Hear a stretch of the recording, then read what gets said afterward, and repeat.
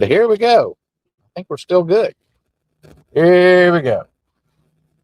All right. Welcome to the Dean Arnold Podcast. I'm running for Congress November 3rd, and give them my campaign at deanarnoldforcongress.com. And right now we are headed to Roanoke, Virginia. I got a golf trip going on this weekend. And so therefore, today's podcast is going to be done via car. And I'm kind of looking down at the little camera here, but mainly looking on the road. No worries. Everybody can be calm. And I got a special clip-on microphone that makes it a little bit easier to hear. Because if I was using the phone's microphone, it wouldn't be that great. But we are bringing sanity to an insane world. Are we not? Today, we're going to talk about, I'm on a stretch of road just past Knoxville, and in about a half an hour, we're going to get to an exit called Jefferson City Dandridge. And it used to be called, or right near, in between was a town called Flat Gap. And my ancestors are from Flat Gap. So that's what the show is going to be about today. It's going to be about my Flat Gap ancestors, Cheneys and Gasses. And so we will talk about them as we drive down the road. Comments and questions appreciated. Can't get to them during the show for obvious reasons. I might be able to get to them after the show, but if you don't get a response from me using YouTube live chat, you might want to use the YouTube regular comments that I can access after the show, or try Facebook and Twitter to leave a comment, and I can respond to you after the show. I can't respond during the show, obviously. Okay. First, let's get to the. Did I forget anything else? Share and subscribe. Give. Congress. There's a couple other things I might have forgotten to mention for preliminaries, but let's get into the scripture of the day and the saint of the day. This will be a little tricky because I can't really look on my monitor and screen, so I have to do it from memory, which, no worries. We can figure that out. But the scripture of the day first is Romans chapter 13. And obviously I can't quote it verbatim, recite it verbatim, but in it, the Apostle Paul, he's talking about some people eat whatever they want. And some people will only eat, I think he says vegetables. But, it's talking about fasting days and this, that, and the other. And the strong one is the one who'll eat anything.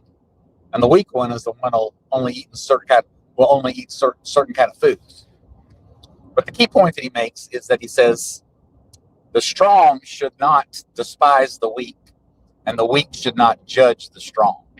And he says the same thing in another passage. And I don't think he's talking about food. I think he's talking about other situations, maybe talking about the sexes, because I think one of the main places this whole dynamic shows up is with men and women, the strong and the weak. So the strong should not despise the weak, which is a temptation if you feel like you're strong and this other person is weak and doesn't know their freedoms, doesn't know how to get out of a pickle, whatever. And the weak are sort of dependent on the strong, but the strong shouldn't despise them. The strong should embrace their role and love the weaker brethren.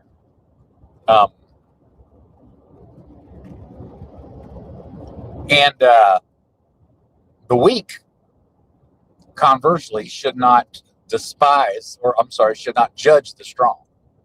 So that's interesting. The weak, their temptation is to judge the strong. It's like, I hate you and I resent you and everything you're doing is wrong and you're coming at this thing from a different perspective because you're strong, but I don't agree with everything you do and I don't like what you do and I just hate you and I just judge you and I just condemn you. Well, there's a lot of that going on in our day. I think most of our feminized culture engages in a lot of judging, lots of judging, and ironically constantly talks about do not judge, do not judge, do not judge, while they're judging everything and everyone. So the weak need to get away from that, but the strong need to also not despise the weak. So that's a kind of a continuum in reality. There's rich and there's poor, and there's strong and there's weak, and there's broad-minded and narrow-minded, and this shows up in a lot of ways. But that's the scripture of the day, and so think about it. And if you're strong, don't despise others, and if you're weak, don't judge others. All right. The next scripture of the day is around Luke 1, the gospel of the day. And this is cool because it is the passage about Elizabeth and Mary getting together for the first time. Mary's about a few months pregnant, and I guess Elizabeth is several months pregnant. And, you Bible-minded folks will know the story that when they get together, Elizabeth feels John the Baptist leap in her womb because he recognizes the Messiah, Jesus, that is in Mary's womb. And it's a very famous story. And one of the cool things about this story is that, and I posted an icon of it years past on this day on Facebook. And this is also around the nativity of the John the Baptist, but I think it's a little confusing. But today, a few years ago, 3, 4, I can't remember, Roe v. Wade was overturned. So yes, the unborn are being recognized as human life, just as John the Baptist recognized human life when he was in the womb. And what a great day when Roe v. Wade was overturned. And let's talk about that for a little bit, because I was basically formed when I got right out of college. After a couple of years, I found myself deep in the pro-life movement. I was actually running a pro-life organization with 12 employees in the headquarters in Chattanooga, 48 chapters in 48 states, and was really operating really closely with a lot of Operation Rescue organizations that would communicate with us on a regular basis. Those are the people that would lay down and go to prison so that babies wouldn't be killed. But anyway, back then, there was a lot of talk about trying to overturn Roe v. Wade, but it felt like tilting at windmills. Like, nah, that ain't ever going to happen. But, it's good to be idealistic. Well, sure enough, after about 30 years, it did happen, maybe 40 years. And let me tell you, it was a very strange phenomenon because I had a lot of really ardent, zealous, fired up, passionate, pro-life friends and leaders who were really into the concept of overturning Roe v. Wade. But by the time it got overturned, it was like barely a whimper. It's like, oh, that's nice. It's like, where is everybody? And I was kind of the same. I don't know if we didn't trust it, or just we were all old by then and didn't have the energy. But it was a strange thing, and I don't have the time to get into it now, but there's a scene at the end of Tess of the D'Urbervilles, which is a Roman Polanski film, which is a wonderful film. I recommend. It's hard to find, but the final scene of that movie kind of captured, I felt like, what the pro-lifers are acting like. You'll have to go find that movie, rent it, and then think about it to get what I'm talking about. All right. Epistle of the day, gospel of the day. Roe v. Wade was overturned. Props to Donald Trump, who I'm not on the Trump train anymore, and I'm not excited about Donald Trump, and I'm sure I'll do a lot of podcasts about Donald Trump before the election comes November 3rd. Not happy with Donald Trump, but we've got to give him props. In the debates before he was ever elected, he said he was willing to elect Supreme Court justices who would overturn Roe v. Wade, which just shocked all his opponents. Of course, he shocked them on all sorts of things, but all of us pro-lifers were like, wow, did he really say that? No president, even Ronald Reagan, never said anything like that. So props to Donald Trump, because he did it, and his Supreme Court overturned Roe v. Wade. Hopefully we'll see much fruit from that. We still have a long way to go. We got battles state by state, but it's been good. All right. Let's move on to the topic of the day, which is my ancestors who lived in Flat Gap, Tennessee, which is right in between Jefferson City and Dandridge. And we're coming upon that here on Interstate 40 or 75 or 81. I forget which one it is. We all merged together up here. But anyway, we're starting to come up on that exit maybe in about 10 minutes. Yeah, Dandridge, Tennessee is a cute little town. I recommend you go visit. It's the second oldest town in Tennessee, I think they claim to be. And my peoples, they live there. So if you don't know much about American migration history, we talked a little bit on the podcast that I did on my Arnold ancestors, but all the Scotch-Irish kind of immigrants who came in the 1700s, maybe late 1600s, early 1700s, mid to late. A lot of them came into Philadelphia, but they also came into Maryland and DC and places. But they all wanted to live in Appalachia because Appalachia had the same kind of mountains that they had in the old world in Ireland and Scotland and Middle England. And so they all wanted to live in Appalachia. And so to get to Appalachia, they had to come down what's called the Great Wagon Road, or the Great Valley Road, which kind of starts in Philadelphia and comes through Maryland, Northern Virginia, through Winchester, and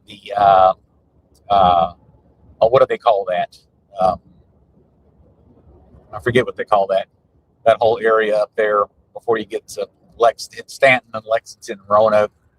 But they came through that area, then they come through Bristol, and then a lot of the contention of the migration would take a right at Cumberland Gap, Bristol, go up into Kentucky, and the others would just keep coming down because you have to do one or the other because the mountains preclude you from doing anything else. So, so these people that finally got to Dandridge and Flat Gap were the Cheneys and the Gasses. And they got here, I'd say late 1700s, early 1800s. And, hard, sturdy, fit, impressive people. In fact, I couldn't find it today. I was going through my papers. I'll find it eventually. But the Cheneys, actually, it's the one thing in my genealogy where I can trace it to way back to like the 1200s. You can hit some kind of royalty in your genealogy. You can go back really far. Otherwise, you're kind of stumped. But I do have that with the Cheneys. And the Cheneys and the Gasses, they are coming down here and they're landing in Dandridge, Jefferson City. But there's a little town in between that no longer exists called Flat Gap. So that's where they lived. And there's actually two church cemeteries up there kind of near each other. I've been to them several times, where Samuel Madison Gass is buried. I don't think I found his wife yet, Basna Bailey. Then the other church graveyard, is where William Cheney Sr. and William Cheney Jr. are buried. William Cheney Jr.'s wife, Elizabeth Stubblefield, is also buried there, as is William Cheney Sr.'s wife, Tabitha, which I didn't know about that Tabitha. I have a daughter named Tabitha, but I really like that name from the Bible. But it turns out we've got an ancestor named Tabitha who's buried in that graveyard, which I've been to several times. If I wanted to be a really good remote podcaster, I'd go out there with my phone and I'd show you those tombstones while I'm walking around, but I don't know how to do all that the right way. I'm doing my best getting this done. And I don't know how well this is going to work. I think we're working right now, but I wouldn't swear by it. Okay, so my dad, Jack Arnold, he would talk about his grandmother. His grandmother was named Noinetta Cheney. And the family lore was that she grew up in Flat Gap and she was barefoot, wore no shoes up until age 13.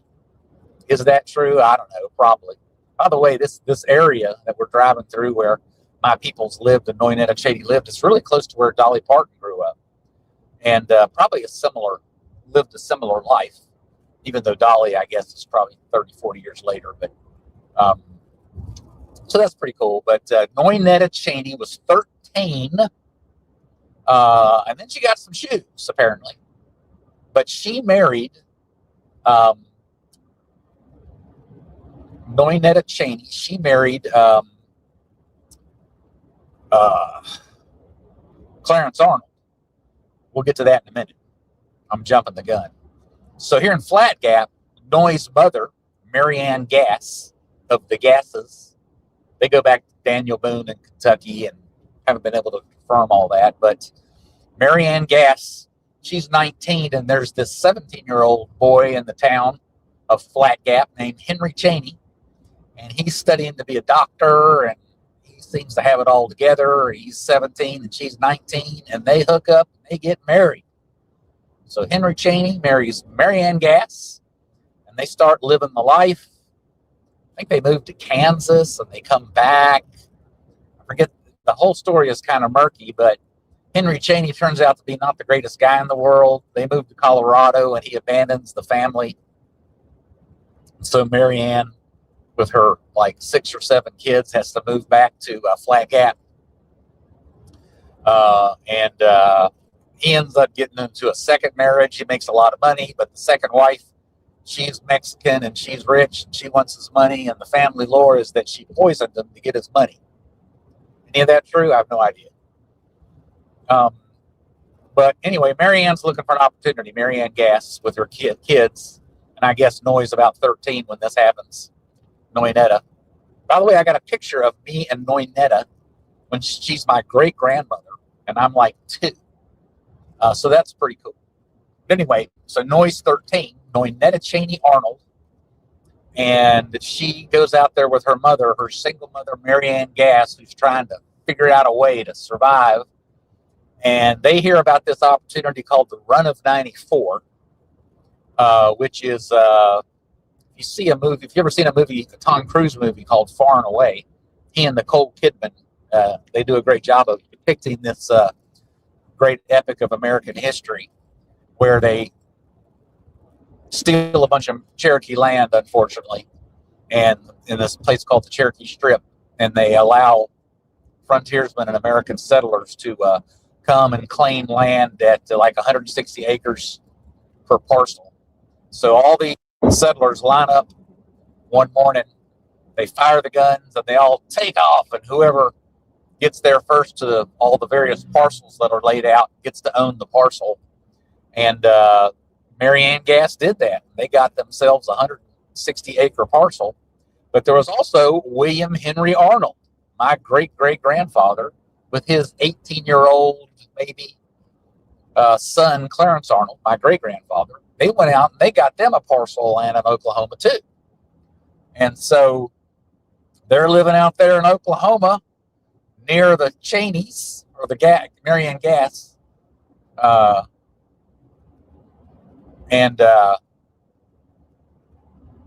Cheneys, because Mary Ann Gass married Henry Cheney. But so Mary Ann makes a nice little gesture and gives a couple of acres away for the public so they can have a school and like a community house and a church right there in Oklahoma. I think it's near Enid, Oklahoma.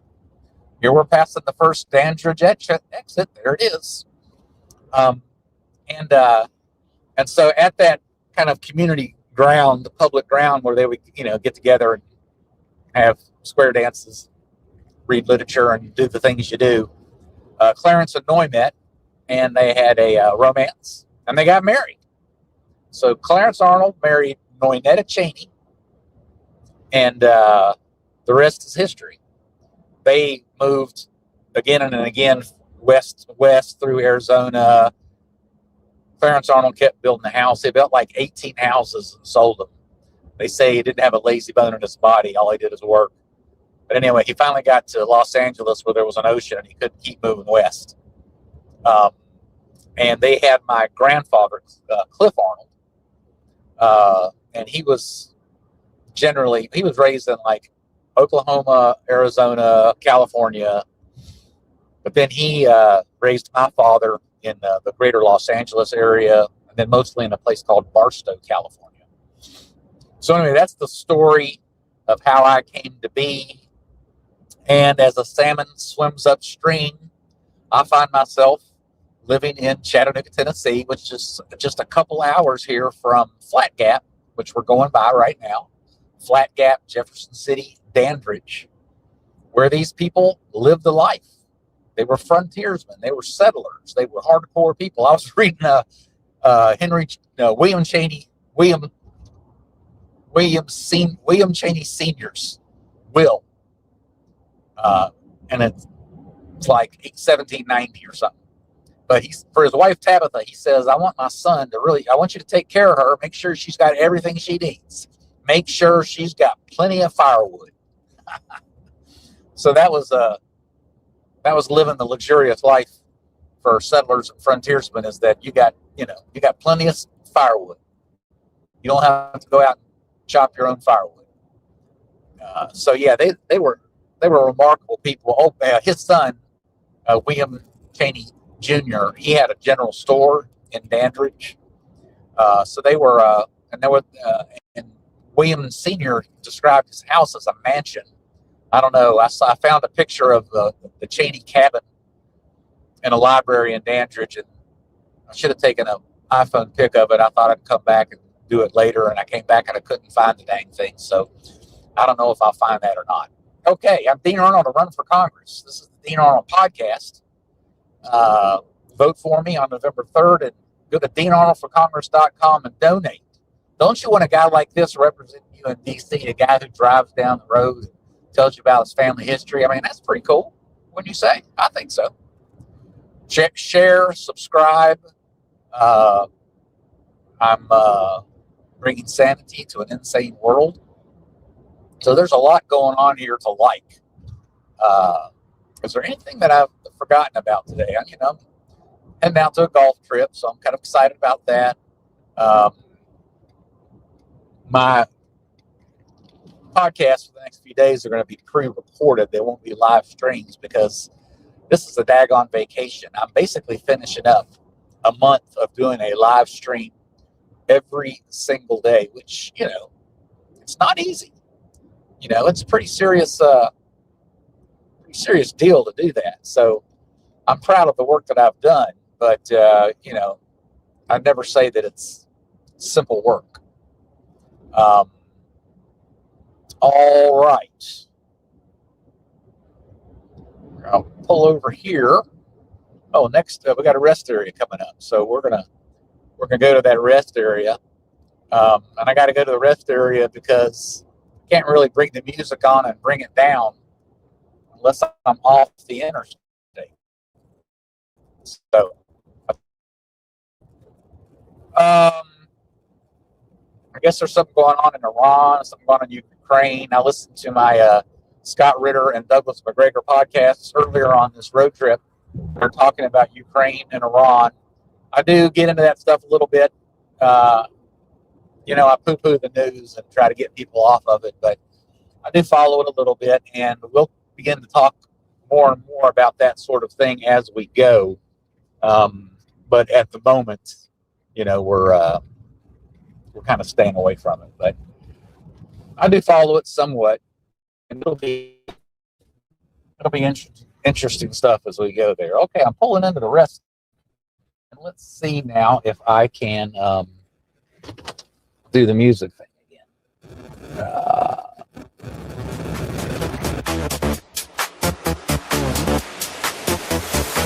Dean Arnold. According to we're happy. Bring it down and just have a good day.